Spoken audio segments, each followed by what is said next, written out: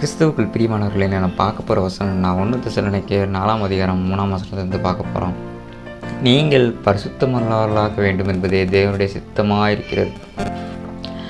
அந்தப்படி நீங்கள் வேசி மார்க்கத்துக்கு விலகியிருந்து தேவனை அறியாத அஞ்ஞானிகளைப் போல மோக இச்சைக்குட்படாமல் உங்களில் அவனவன் தன் தன் சரீர பாண்டத்தை பரிசுத்தமாயும் கனமாயும் ஆண்டுகொள்ளும்படி அறிந்து இந்த விஷயத்தில் ஒருவனும் மீறாமலும் தன் சகோதரனை வஞ்சியாமலும் இருக்க வேண்டும். முன்னமே நாங்கள் உங்களுக்கு சொல்லி சாட்சியாக எச்சரித்தபடி எப்படிப்பட்ட விஷயங்கள் எல்லாவற்றையும் குறித்து கர்த்தர் நீதியை சரிகட்டுவராக இருக்கிறார். பரிசுத்தமாக இருக்கிறது தான் என்னது? தேவனுடைய சித்தமாக இருக்குதான். அவருடைய சித்தத்தின்படி நம்ம நடக்கிறோமா? அவருடைய சித்தம் என்னதான் இருக்குதான்? நம்ம பரிசுத்தமாக இருக்கணும். ஆனால் நம்ம பரிசுத்தமாக இருக்கிறோமா? யோசித்து பார்ப்போம். நம்ம இருதயத்தில் எவ்வளவு பொறாமை, பெருமை, கோபம், இச்சை, தேவையில்லாத பழக்க வழக்கங்கள், தேவையில்லாத செயல்கள், தீமையான காரியங்கள், இப்படி நம்மளுடைய வாழ்க்கையில் எவ்வளவு நிறைந்திருக்குது. அவ்வளவு நிறைஞ்சிருக்குதா உங்கள் வாழ்க்கை? அப்படி இருந்துச்சுன்னா நீங்கள் அவருடைய சித்தத்தின்படி நடக்கலைன்னு அர்த்தம். ஏன்னா அவருடைய சித்தம் என்னதான்? பரிசுத்தமாக இருக்க வேண்டும் என்பதே அவருடைய சித்தமாக இருக்குதான்.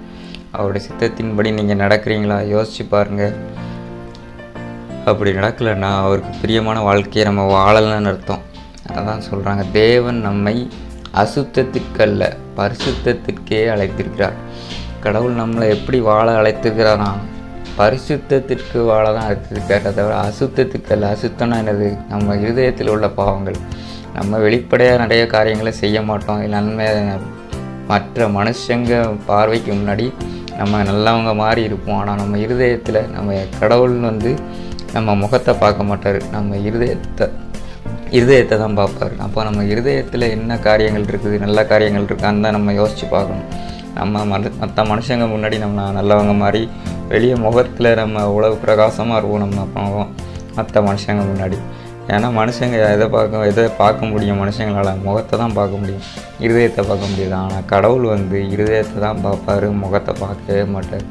அப்போ நம்ம கடவுளுக்கு பிரியமாக வாழணும்னா என்ன? நம்ம எப்படி நம்ம ஆராய்ச்சி பார்க்கணும். நம்ம இருதயம் எப்படி இருக்குது, நம்ம முகம் எப்படி இருக்குதுன்னு பார்க்கக்கூடாது. முகம் அழகுபடுத்திக்கலாம், பவுட்ரு போட்டுக்கலாம், க்ரீம் போட்டு அழகாக வச்சுக்கலாம் முகத்தை. அதனால் ஒரு பிரயோஜனமும் கிடையாது. நம்ம இருதயம் அழகாக இருக்குதா? நம்ம இருதயம் அழகாக இருந்தால் தான் அவருடைய சித்தத்தின்படி நம்ம வாழ்கிறோன்னு அர்த்தம். நம்ம இருதயத்தை அழகாக வைக்கணும்னா நம்ம இருதயத்தில் உள்ள அழுக்கு எல்லாத்தையும் நம்ம அவர்களுடைய இரத்தத்தால் கழுவணும். அதுக்கு அனுதினமும் அவரை நம்ம தேடணும். நம்ம இருதயத்தில் நல்ல காரியங்கள், தீமைகளான பொறாமை, பெருமை, கோபம், இச்சை, இது எல்லாத்தையும் விட்டு நம்ம விலகி நல்ல வழியில் நம்ம நடக்க கற்றுக்கணும். அதான் அந்த வசனம் வாழ்த்து.